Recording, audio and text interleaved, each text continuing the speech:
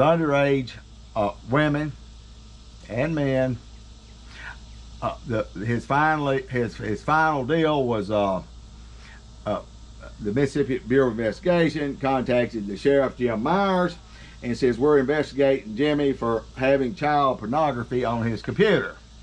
Okay, these are the kind of people that's planting stuff on my computer now. Karma is really an SOB. So he's down there at a church in Chickasaw County shaking hands. Think about that, folks. And while he's not got all these lucrative contracts where he's cutting everybody's grass, he's also a full-time deputy sheriff for Chickasaw County and has a long history. And I've got the names of some, and trust me, I know individuals that are victims, underage boys are victims of Jimmy rape. Well, of course, now he's no longer a deputy sheriff with Chickasaw County. But before that happened, he targeted me, trumped up charges and all this, and Judge Mom Jean wearing Judy Posey, in between drinking fifths of scotch, was backing Jimmy Rape's play at the Justice Court in Oklahoma. It became a game, okay? We have an issue in Mississippi to be a Justice Court judge. You know, it's a good old boy thing. All you have to have is a GED to qualify. You don't have to be able to have read one book on a law book or go to law school or anything else. So there's another stalker that wants to be famous. That's going to be their only chance. So I've got to watch my connection. So these Justice Court judges finally in Monroe County, we're on a naming deal today, all right? And I'm going to tell you how this ties in. We had Robert Folks. Now this is a guy that before he was a judge, he's a judge preacher, and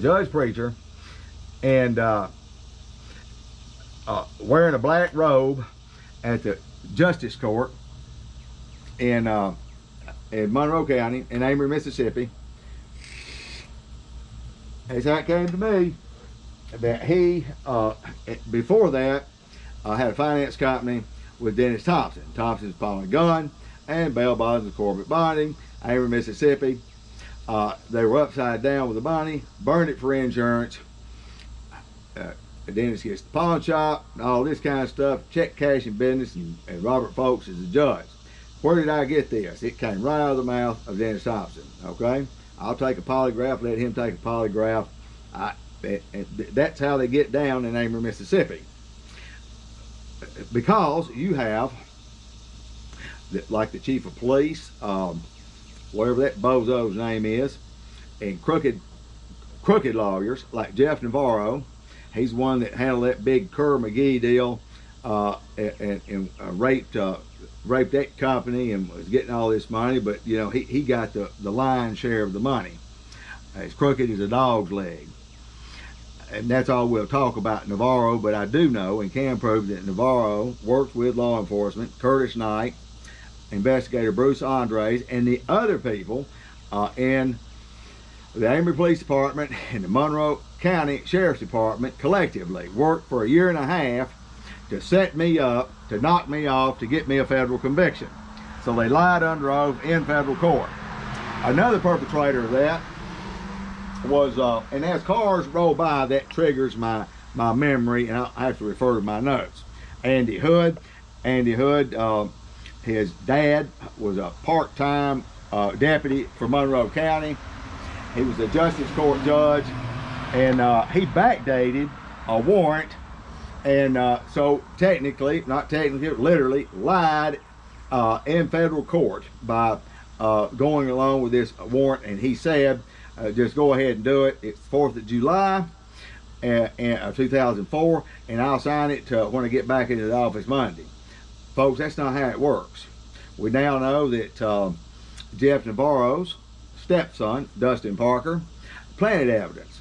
He was breaking into houses, stealing stuff, and I had always been a deviant, and more so now in 2013, finally was convicted of statutory rape. So these people try to project onto targeted individuals, people that they victimize, their own shortcomings.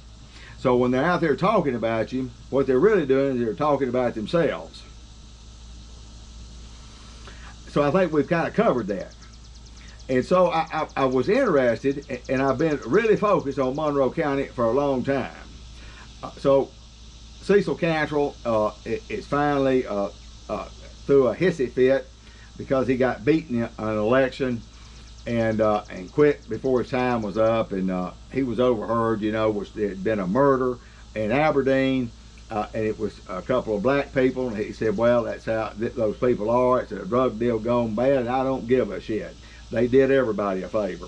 Now that was the former sheriff, and folks, look, people don't become bigoted racist just in the heat of the moment. Black people voted for him too, worked for him. These crimes that law enforcement are reporting and what's going on and versus what's really happening, oftentimes and in most times, are two different things. It's as if they take an oath that they, above everything, that they swear to uphold, and they're swearing probably to some Masonic ritual rule or something, but they're not swearing to God. They don't believe in God. They put their hand on the Bible they hadn't read, and they're talking about a God they've never met, and to protect the Constitution they give a tiddly shit about it. Okay, now I'm telling you like it is, folks. I ran an advertising publication for Cecil Cantrell and for Jimmy Johnson in Lee County. I helped him load it up when he took the stuff to the fair. It was about $2,500 for that ad, and I never got paid. So I've been kind of sore about that ever since. Also been sore about them making up crimes, because I put their CBA. I catch the individual leaving my driveway during a stalk, December the 28th, ran his tag, got his name, put him on blast. I get a felony arrest for cyber stalking. Like that, pig shit is gonna fly. So yes, I welcome a day in court. I'm gonna expose the law enforcement and these corrupt judges, these low-level judges that are all too pencil happy, like Judge Mom Jean's Judy.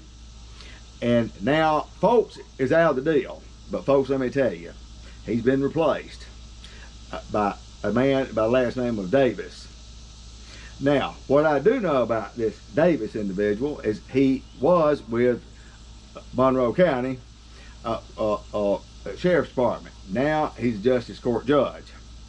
I also know that he is one of the key shot callers in the organized criminal stalking business in North Mississippi. I do know that for a fact. You got loose lips sink ships.